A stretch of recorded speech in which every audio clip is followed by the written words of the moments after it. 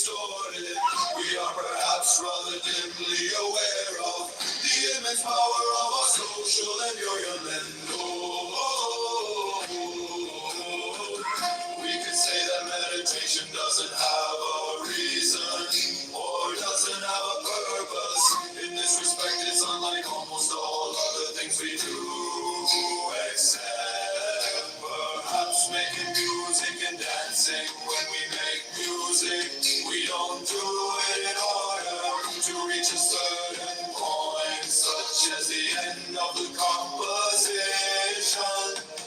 If that were the purpose of music, then obviously the fastest players would be the best. Also, when we are dancing, we are not aiming to arrive at a particular place on the floor as in a journey. When we dance, the journey itself is the point. As when we play music, the playing itself is the point. And exactly the same thing is true in meditation. Meditation is the discovery that the point of life is always arrived at in the immediate moment. We do not come into this world, we come out of it as leaves from a tree.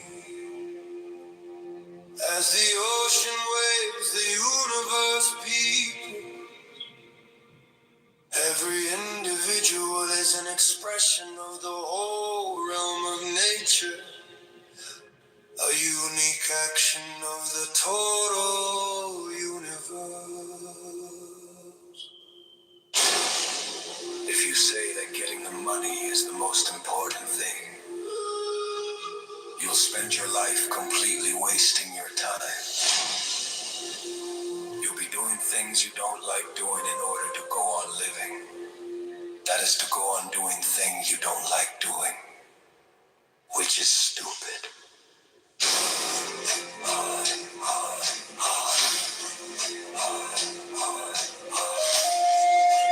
To remain stable is to refrain from trying to separate yourself from pain. Because you know that you cannot run it away from fear is fear. Fighting pain is pain. Trying to be brave is being scared. If the mind is in pain, the mind is pain. The thinker has no other form than his thought. There is no escape.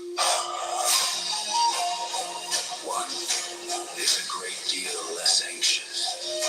If one feels perfectly free to be anxious, and the same may be said of guilt. And people get all fouled up because they want the world to have meaning as if it were words. As if you had a meaning, as if you were a mere word, as if you were something that could be looked up in a dictionary. You are meaning. How is it possible that a being with such sensitive jewels as the eyes, such enchanted musical instruments as the ears, and such fabulous arabesque of nerves as the brain can experience itself anything less than a god?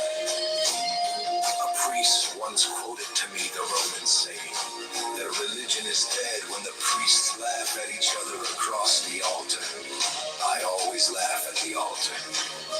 Be it Christian, Hindu, or Buddhist, because real religion is the transformation of anxiety into laughter. The world is filled with love play, from animal lust to sublime compassion.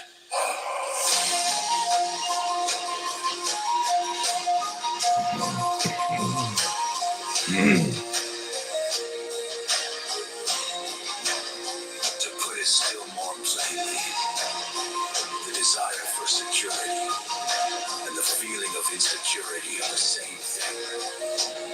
To hold your breath is to lose your breath. A society based on the quest for security is nothing but a breath retention contest in which everyone is as taut as a drum and as purple as a beat.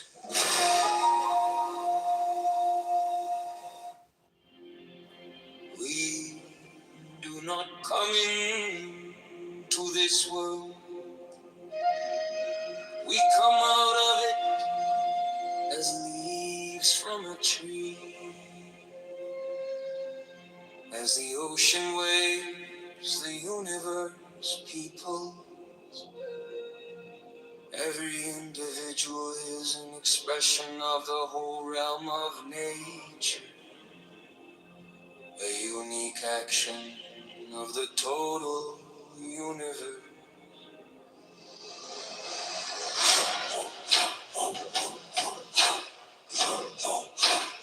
If you say that getting the money is the most important thing, you'll spend your life completely wasting your time. You'll be doing things you don't like doing in order to go on living. That is to go on doing things you don't like doing, which is stupid. To remain stable is to refrain from trying to separate yourself from the pain, because you know that you cannot run away from fear is fear. Fighting pain is pain. Trying to be brave is being scared. If the mind is in pain, the mind is pain. The thinker has no other form than his thought. There is no escape. One is a great deal less anxious if one feels perfectly free to be anxious, and the same may be said of guilt. And people get all fouled up because they want the world to have meaning as if it were words, as if you had a meaning, as if you were a mere word, as if you were something that could be looked up in a dictionary. You are meaning. How is it possible that a being with such sensitive jewels as the eyes, such enchanted musical instruments as the ears, and such fabulous arabesque of nerves as the brain can experience itself anything less than a god? A priest once quoted to me the Roman saying that a religion is dead when the priests laugh at each other across the altar. I always laugh at It literally names the verse Betty. You speak about the Quran. Just show me a verse. transformation. I'm going to show you where it says that God's chosen people above all worlds. There's three verses in there. That they're Allah's chosen people above all worlds. Just show me, man. Just You go don't know to the that. verse. I'm not telling you the verse. I'm telling you that that's what the verse says. Because yeah, you know that I would agree to an extent. Right? Allah's chosen people above all worlds. I know it by heart. I just don't know the number of the verse, but I know that there's three of them. Yeah, but show the verse. Like if you're saying a claim, you need to provide. You're the one claiming perfect preservation with oral transmission. You tell me what the fucking verse is. That's to me. Bro, come on, man. You think I'll just like... I'm not educating you guys. No, I'm not. I don't care. Don't believe me. Don't believe me. But as far as I know, since you're not going to check it, that's what he says. Because I know what he says. No, because I can show verification. Because you could twist meanings. That's something you do a lot. So I just want to make sure you're saying the truth. Does it not say? All right. Now I'm going to quote the words of Allah. You keep on trying Go ahead. And you do what you do with words of Allah. You just get thrown in the garbage because they don't have no meaning. So I'm gonna ask ChatGPT, can you please show me in the Quran where it states that Beni Israel is Allah's chosen people above all worlds? Please give me and list to me the verses that have this statement. Thank you. It's the Surah. Only in Islam. Only in Islam. What the fuck? Yeah, these are trolls. Dude, We call them 247. It's trolls. O children of Israel, remember my favor upon you, that I preferred you over all. This is again in chapter 2. You said what? 122. Preferred you over all worlds, correct? Yeah. Okay. Yeah, I don't disagree with this. What's wrong? Oh, children of Israel, remember, because I'm gonna paint it. Yeah, because I'm gonna paint it tomorrow. When I want to paint a little bit of it tonight. No worries, man. Do whatever you want. If you want to dance naked tonight, do it, man. I'm just saying, if you understand. I'm gonna get it. I'm gonna finish it. Okay, so now that he's calming down, so I'm gonna just say this, right? Islam, or in the Quran, it doesn't refute the historical claim that yes, the Israelites were at one point the chosen people. God, meaning they were leading in the faith, right? And God saw them as leading in the faith monotheism, which prophets came from them. It's we acknowledge this. There's no anger or whatever whatsoever about it. What's the precision? The Quran does refute the understanding that it is eternal, unconditional, in the sense that they are superior, that this is like nationalism. No, the Quran doesn't say this. Actually, the Prophet, peace be upon him, explained it pretty well in his last sermon. He said, there is no superiority over an Arab over a non-Arab, or a non-Arab over an Arab, nor a white, nor, there's literally no race, no tribalism under Islam. It's just faith-based and it's action-based, meaning the one who is closest to God is the one who is doing the most faithful actions. That's it, man. It's pretty simple. It's universal. There's no supremacy behind this. Anyway.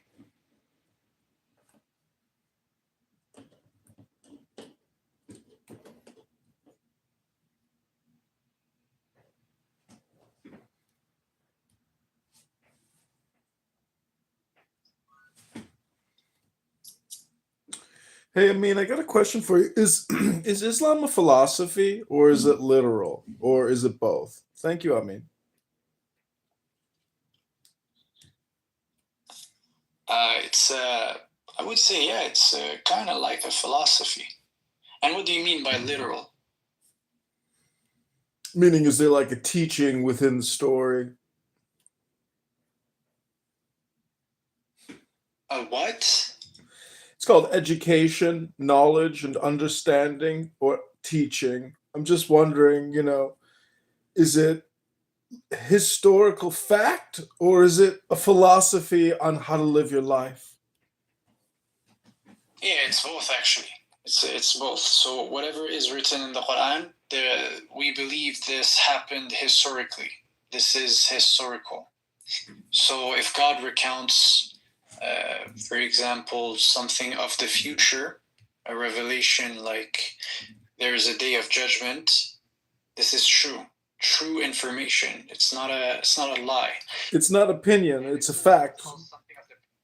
Yeah, if he recalls something of the past, it's true, 100%. Plus, it's a philosophy in the sense that it's a way of life. You need to do certain things in order to achieve paradise. Is this your opinion, or are you telling us facts? No, this is a fact. Every Muslim understand that there were prophets who came and they delivered a message and history happened. The word of God is not a lie in any way, shape, or form. Do you know how Muhammad died? Did he die of cancer? And is cancer a concept, or is cancer a fact, or is cancer an opinion?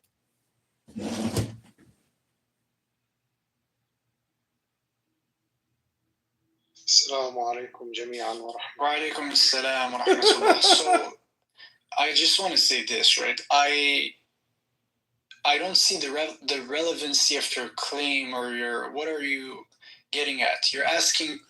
Well, my point is, a lot of people like to say things are facts, but the truth is they're just opinions. And I don't know how people can think opinions are facts. Are you delusional? Music. Actually, let me refute you in the right perspective. The Quran does say, and God says, that he's talking to the Prophet. He says, you will die, and you will die. Muhammad is a messenger of God, and messengers of God have passed away before you. This is from the Quran.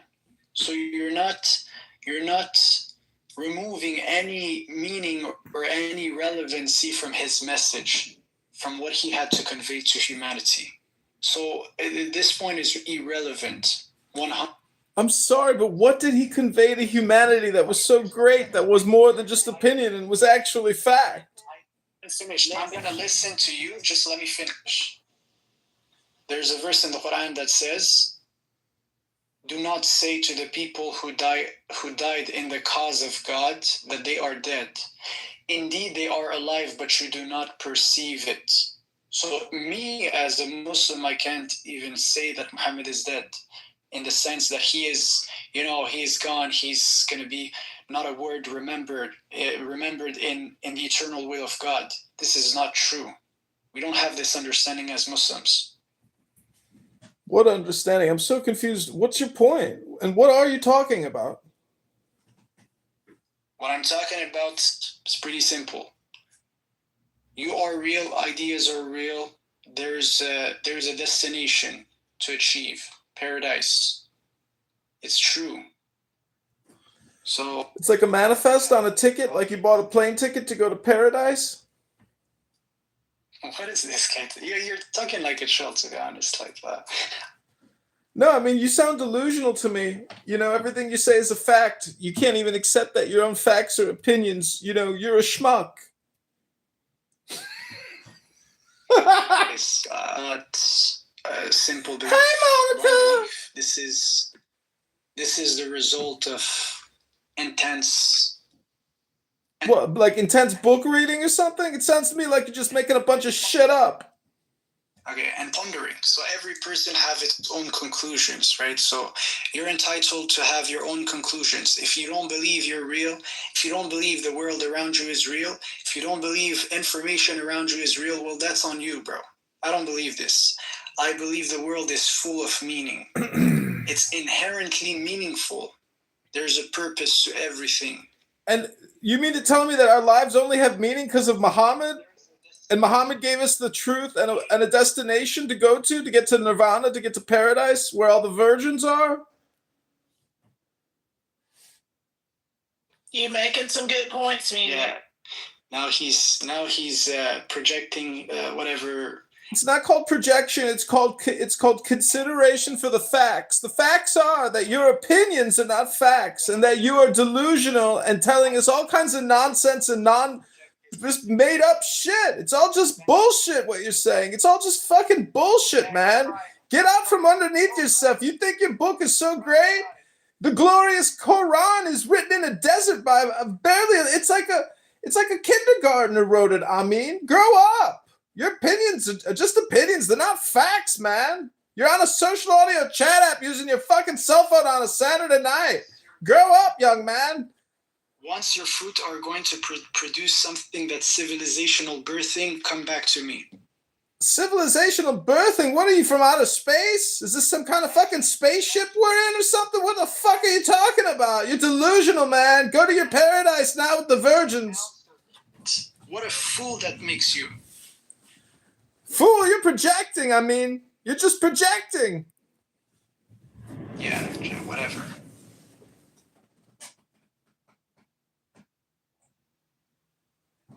All the verses in the chat, since you guys can't remember oral truths. Listen, if the glorious Quran was so fucking great, you'd be reading it to us right now instead of just talking to us about your fucking delusional opinions, man. Go read something instead. If it's so fucking glorious, at least read it to us once in a while instead of just telling us how great it is. Do you have any questions? Do you have any, whatever? Do you have anything of substance to say? What is the punishment for the woman for adultery? Is it the 100 lashes that we see in the Quran, or is it death, which we see in Hadith? Maybe it's just a metaphor for like a spiritual death or something, ego death. I don't know. Is there metaphors, in Islam? Okay, so let me just point to something, right? So first of all, okay, well, let me drop music there. He's overstimulating, so I gotta just keep him down for a second. I mean, let me just repeat. I'm sorry. I'll try to No, be go more ahead, direct. man. Just say your question, man. Yes, sir. I'll be more direct. So, what is the punishment for adultery for the woman? Is it 100 lashes, like the Quran tells us, or is it death, which we read in the sayings? Okay, so first let's just establish something. So the idea is this, right? There is consequences to actions. Let's establish this, right? So if someone comes and he wants to do something, right? Yeah, that's perfect. That's a good enough answer. That's perfect. Consequences to actions. All right. I didn't finish. That's a perfect answer. Okay, so do you want to just preach right now? Just preach, man. Go ahead. There's only two options. It's not a difficult thing. It's a 100 spanky or it's death. Which one do you hold to, brother? Okay, so the idea is this, right? Islam didn't invent the lashing system or any other systems. The idea is if you do something wrong, there needs to be consequences. Now, the way these consequences will happen or be judged upon, this is the job of jurists, right? So jurists will have to interpret the law. And if you want to live in a society where degeneracy is accepted, that's on you. Well, first of all, let's establish something. We're all sinners. This is a fact. We don't even deserve to live if it's not by the mercy of God. So the whole point is to see the world through this lens. If you want to be someone who's just like Mr. Punisher, it doesn't work. You cannot take, you can think you're God and try to punish everyone else. The idea is if there is something that happens, you could report it. You cannot punish someone. You can report it, but then it's going to have to pass through a court. And in the court, they're going to interpret the system and they're going to apply. Whatever punishment, whatever is the punishment, whether he's going to waste 10 years, 25 years of his life in a freaking prison like a slave, or he's going to receive lashes, whatever is the decision, this is up to the wise men, the people who have dedicated their lives. According to the madhab, according to which school of jurisprudence do you hold? Typically, it's going to be Hanafi, which is the majority madhab or school of jurisprudence, and we can read precisely what the punishment is there under a perfect Islamic society. What the punishment for adultery would be for a woman, and it's different. It's different from what we read in the Quran. The Quran, and we see within the Quran, we see 100 lashes. And within the madhabs, we see death penalty. It's unanimous across all schools of jurisprudence. And I ask you, what is your view on the punishment? Well, how should a woman be punished according to the schools of jurisprudence? Yeah, so the point is this, right? So first of all, for the punishment that you're mentioning, there needs to be 4 eyewitnesses first and foremost. If there is no 4 eyewitnesses, this case is dismissed, right? Yeah, then there's multiple things to go through. It needs to go through a court system. There's decisions to be made. There are, as I'm talking to you right now, Sharia states they apply 100% the Quran and the Sunnah, and they're going to interpret that in a certain way, right? And they're literally doing the law right now, and there's no lashes involved. So what are you even trying to say right now? Well, what's the point? Are you trying to no actually, here's my question. Are you trying to say for bad actions there must not be punishments? Is this what you're trying to say right now? I don't understand. Oh, I'm not trying to say anything. I'm just trying to ask a question to find out what your view is. It's like drinking. There's in scores of new persons who met with problems. The problem is you're talking about the university, and I know this is your central piece, Ben, so I was waiting for you to chime in on the university stuff, but as one does. But fighting schools that have multi-billion-dollar endowments, it's like, how are you gonna take them down unless you do what Trump kind of did and stop. I'll bring your boy. There with that fake ass watch. Did y'all scroll through this shit? This nigga tattoo. This nigga And kind of mushy, but whatever. Our bellies got filled up, Sandy. That's all that mattered, and the service was good. Mm-hmm. They messed up with us by putting a price gratuity on us, and I told my sister, I said, let's go ahead. We'll pay a little bit more above that because I would have already paid more than what they put on there. So we took care of them. It's a holiday. They got us in. They didn't have to. We could have walked next door to the next crab place. But, being nice and being kind sometimes works out.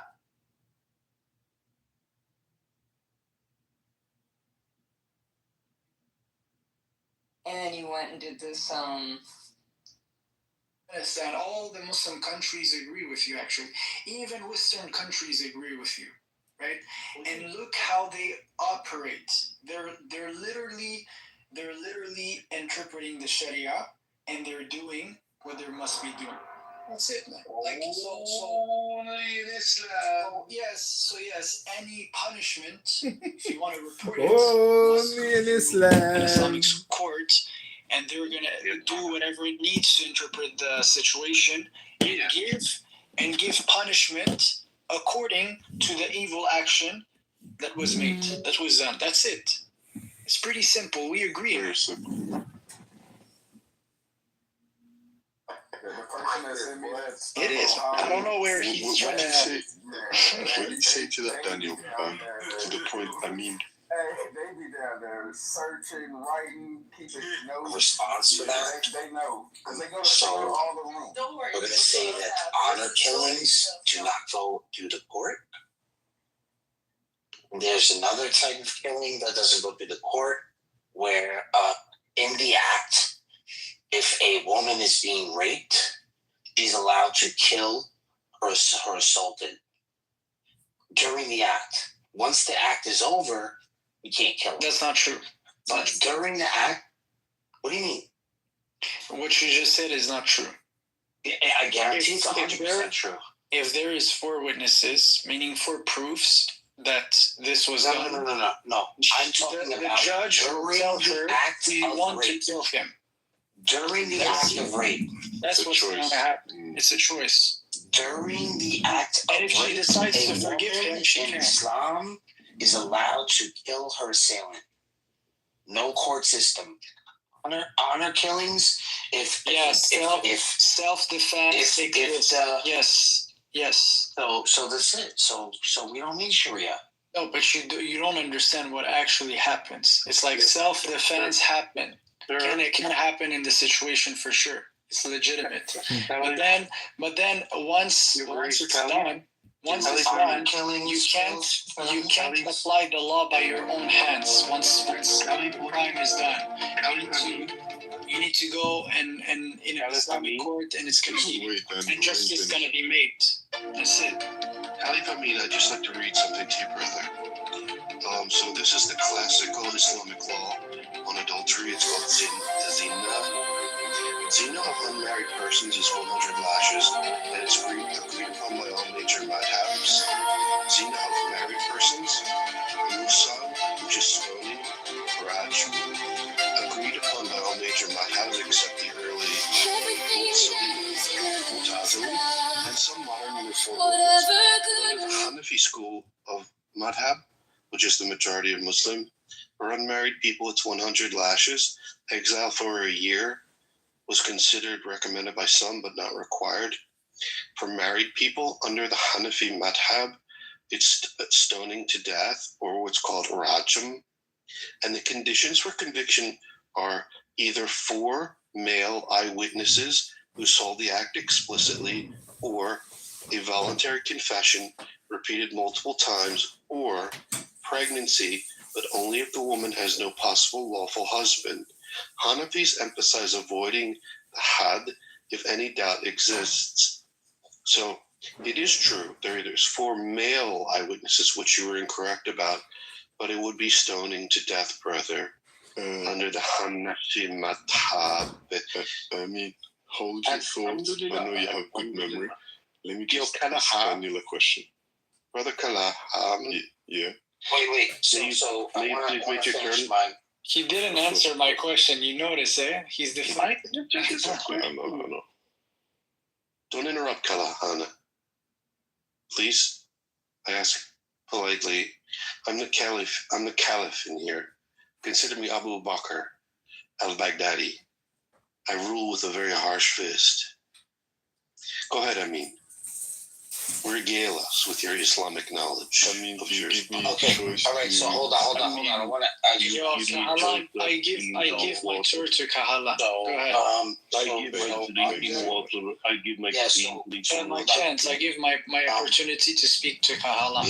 Yeah, fine. So rape victim is not guilty of zina, illicit sex, because it was forced, right? They're allowed to fight back and escape by any means.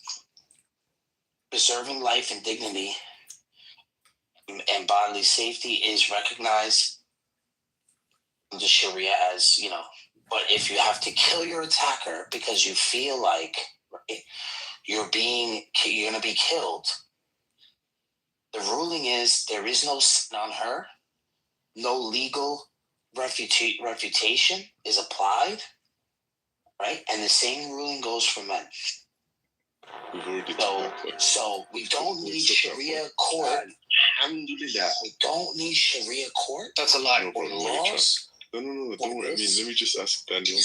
If you're raping her, she's going to kill you. I'm just letting you know right now. Okay, so I'm warning you guys before you do this act, because I know this. You have to do this before you guys die. I understand. If you do rape a woman, they can kill you. So just realize that. Yeah. Careful, Megatron. Don't do it, man. Anyway. No. That's Daniel. Daniel, don't do this. Never do this. Anyways, you go to hell. You guys don't go to hell for stuff like this. Okay. Okay. So can I start? Kalahan, go ahead, brother. All right. So then, Daniel, this is what I want you to do. Click my photo and then swipe 2 times. You'll see information about a man, the British Foreign Minister named Lord Curzon. Just read it. If you want to read it out loud, that's better. If not, I can read it for you. Would you please do that for me? I'm unable to see it. No problem. So he says, we must put an end to anything which brings about any Islamic unity between the sons of the Muslims. This was right after the fall of the Ottoman Empire. So the reason why they say this is obviously Amir knows, and I know, and any Muslim knows that anything right will always have opposition. Okay, and that's just how it is. So anyone that opposes what the Muslims try to do, it's just the way it is. And I mean, I don't know if you've heard of the prophecy. During the end times, all nations will actually be against the Muslims.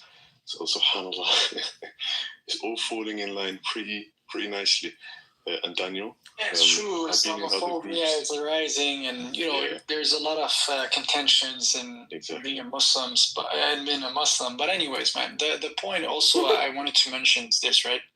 Is that on top of what you said, like, they don't understand that when it goes through an Islamic court, there's different levels of punishments, right? That are applied depending on different evil act.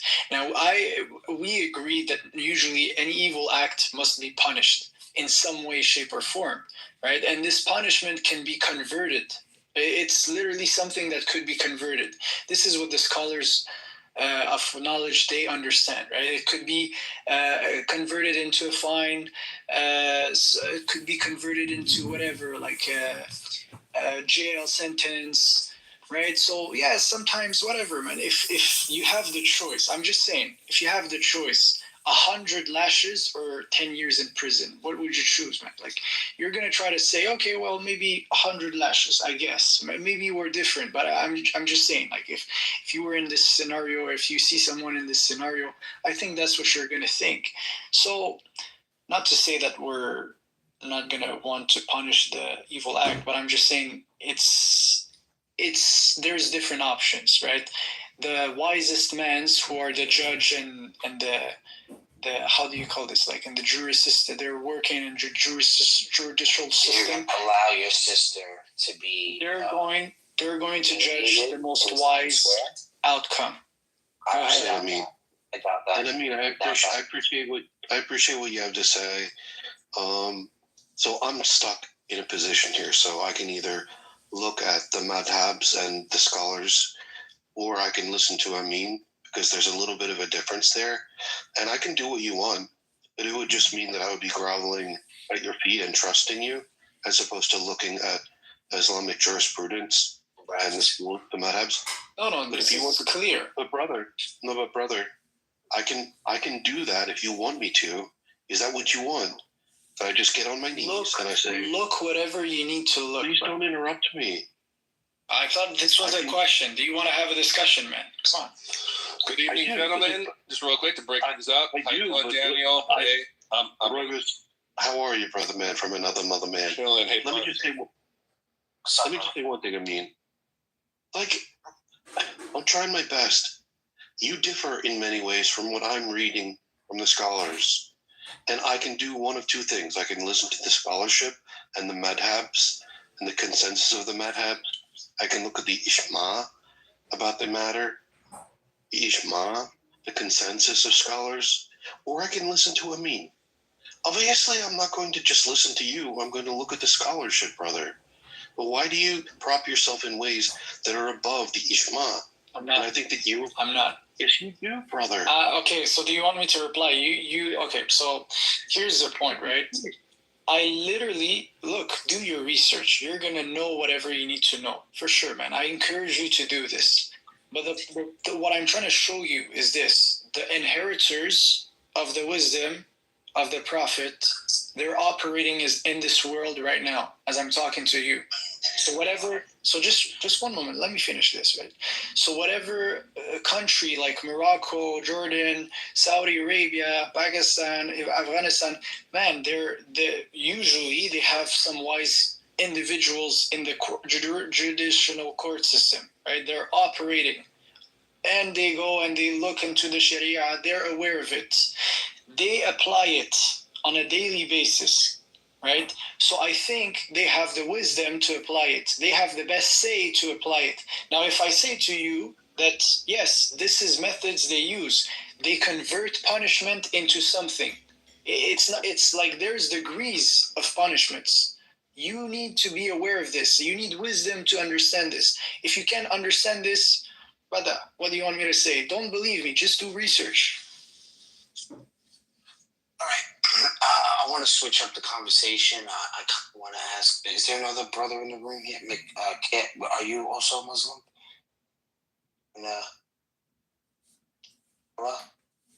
Who, me? Yeah, you're Muslim. Alhamdulillah, yeah. Yeah, Marthy actually is like a volunteer. He does work with helping replenish.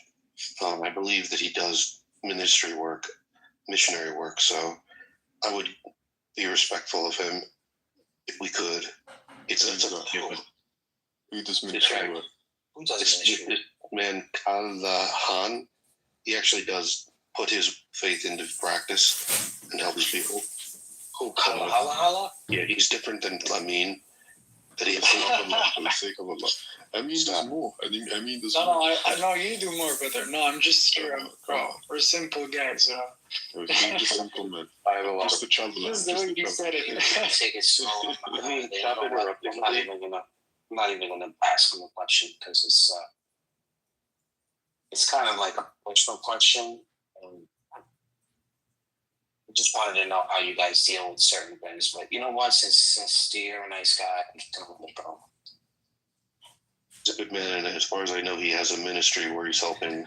No, try and ask me. I like being challenged. Trust me. you sure? Of course, of course. Put me on the stage.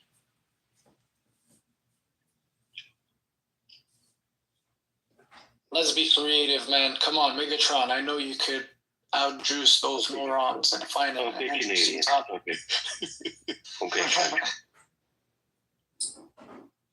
Honestly, like, I don't know, the question I'm going to ask is going to, I don't want to do you like that. But it's just something that I think about. Something that I was thinking about today. Kind of like how when you're young and you're kind of like growing up in Islam. And, when you're young, because I was young, I was young. Brother, I love you. What is this?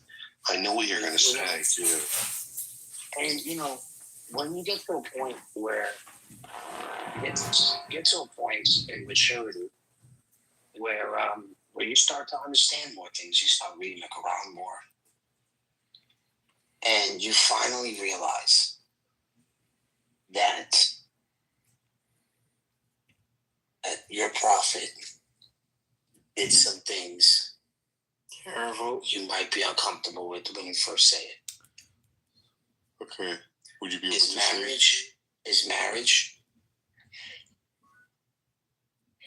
marriage to the Coptic woman, his marriage to the woman in Kitover,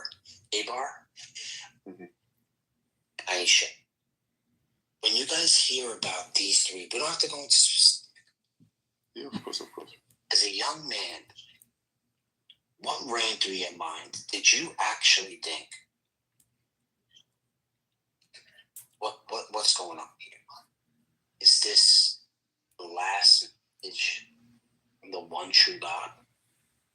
You had to ask yourself that. If it is the message from the one true God, why does that have to be this way? Why do I have to defend this? Now you have to defend this now. This is what you believe. You're pot committed. There's nothing to defend. No, I'm just responding. Oh, I'm just answering his, because he's trying to make it like dramatic. He's trying to put us in the back foot, but don't worry, I'm standing upright. حنيفا مسلما وما كان من المشركين. I'm very upright, akhi. So Megatron, just to answer your question. So when I was young, and Amin knows this, and I think anyone who's a Muslim will know this, those topics that you mentioned don't actually get taught at such an early age. Majority of the time it's Quran, beneficial hadith, and things of that nature. The things that you've read and heard is something that people learn about at a later stage. This is just the normal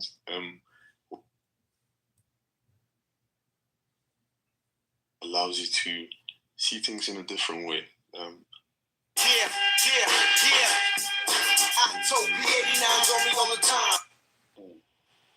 Oh, damn. This nigga know all the apps. I just know that one and this one. She's talking about all the apps. You know all the apps. The iPad on 7% wanted to be plugged up. I'm irritated. No, for sure, it's thing. I got the chargers. I just need another. Amina. So I was saying that the patriarchy, it trains up the boys to become men who take their power unapologetically. And the patriarchy have also taught men that they're supposed to, quote unquote, sow their seeds, and that infidelity is also their birthright. So I feel like that a lot of men are not intelligent enough to question the social structures in which we dwell. It keeps people from denying themselves from food that they desperately need. I desperately did not need an egg and cheese bagel from McDonald's. I can't. And I didn't need the samosa that I had earlier. I didn't need the. We all need those. Yeah, samosas are so righteous. I just went gym and went extra hard. And all right, that means I'm gonna eat all the things. That's what I'm saying. Yeah. It's a wash. Like, at the end you're like, I did that for a wash. Like, there's no net gain. It's just like, man, I did that so I can eat that, whatever. It's so weird. You know what I'm saying?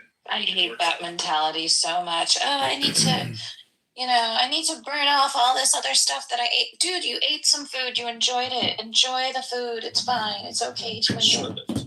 Sure. Yes, but it's You're like, I should. But eat the good things. Like if you eat a cookie, okay, like this is my mentality about all of it. If there's a cookie in the house, if I'm craving a cookie and there's a cookie in the house and that cookie is a crappy cookie, do not eat that cookie because it's not worth eating. At least eat the cookie that's like bringing you joy, right? Like if you're going to eat it, at least have one that's bringing you joy, not a crappy one. Just keep the good stuff in the house. They offer me these nice cookies to this birthday party. You were standing inside It was different. Can't do it. But then I had samosas. If they're just yeah. Bro, you speaking English? What's up, man? Samosas? Oh, we talking? What's up, you? I was asking if you were speaking English. Oh, I said samosas. You know what a samosa is, right? No. Oh, a samosa is like a. You tell them. They should. I knew you were going to make me have to do it. You can't do it ever. Because you don't even know what a good samosa is. My God. Okay, Kirko. No, wait. Good samosa is in your tummy. Pretty much, yeah. So samosa is like a fried, oh Lord, it's like a fried pakora that's filled. So it's like. What? Yes, so I'm going to tell you. Yes. Now I'm not speaking English. OMFG, people. Okay, so basically you get a dough and you fill it up with some kind of filling, and usually it is potatoes, peas, and spices that have originated in South Asia. And you fill it up and you roll it up, and it's like an egg roll that's shaped like a pyramidal cone. Okay, that's for my science people. I know. And they're righteously delicious. And so when you fry it up, it's yummy and hot and steamy, and it's tasty. Lupia? It's like what? Is it kind of like lupia? I don't know what that is. Oh shit. Yeah. So it's a cylinder, and it's usually filled with like veg. Have that conversation with it. The second part was wild. Hold on, we gotta hear that. I don't really. What did he say? The second part? Oh my God, you can't make me play this again. I mean, I think I'm gonna have to, because I didn't hear. I was so shocked by the first part. I didn't hear the second. Right, guys.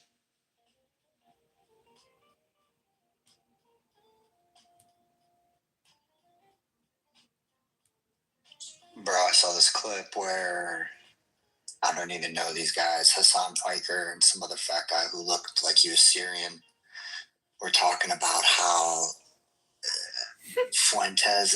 the left is kind of embracing Fuentes if he changes his tune on a couple things. I'm like, what? It's like everybody's trying to get a piece of him now. Who's trying to change what? Holy shit. I'm sick and tired of these fucking niggers fucking my country up. Oh man, I was so shocked. You said that. Dude, I almost had my headphones out too. You guys. I was changing gears and I paused for a second. I was like, oh shit. Oh, we're full fucking racist, guys. Like it's I'm so proud of us. Or whatever. Like I don't know which one's which. One that's not Pakistani or Punjabi ones, but I know they're different. And I'm like, oh yeah, this one's like sweet. Yeah. No. Well, yeah, and the sweet stuff is like Emily. What do you call Emily in English? I forget. Anyways, there's like a sweet sauce, and then there's like a fucking a bunch of web pages from Google, basically. You're You're suggesting that it's like this entertainment tool, right? What Malkador and I are saying is Right like, now, it's a business tool.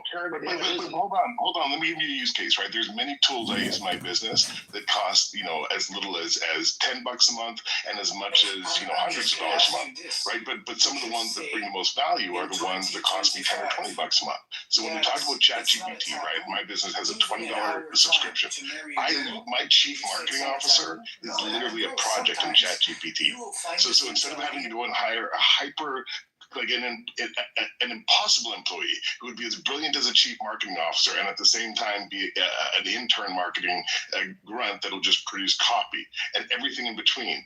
I get that and so much more. An advanced tech support team, like hundreds for $20 a month. I'm kind of simpleton here, I guess. Give me an example of how, like in a real world situation where this guy fucking helps you out. Okay. So ChatGPT has something called project, right? So I can open a new project and I can load that project with a whole bunch of context and information, right? So I wanted to create a chief marketing officer for my business. So I went in and I gave it all the information about my business, my website, my business case, my profit margins, everything about my business, right? And then I said, hey, gave it a prompt saying, you are the world's best chief marketing expert. You use all of the knowledge from, a million different best practices when it comes to marketing and customer engagement, right?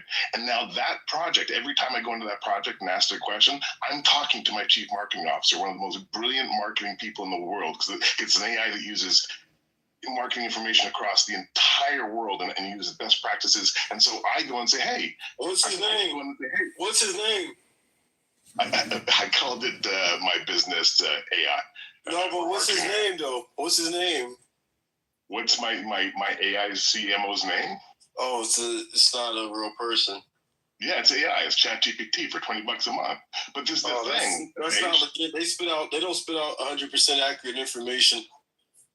But here's the thing, Beige. I can go to that project, my AI CMO, and I can say, hey, let's work on a 6-month marketing plan that will 300x our customer base, right? And let's break it down at a high level and then at a lower level, and then let's go and execute and create the content that's going to realize this objective. And I want you to do all of it. And it would take a team of 5 marketers, 2 months to create that. I get it in 30 minutes. Less. I get it in fucking 3 minutes. Jeremy, you're using this to basically this AI to help you market stuff. To not only create my business's entire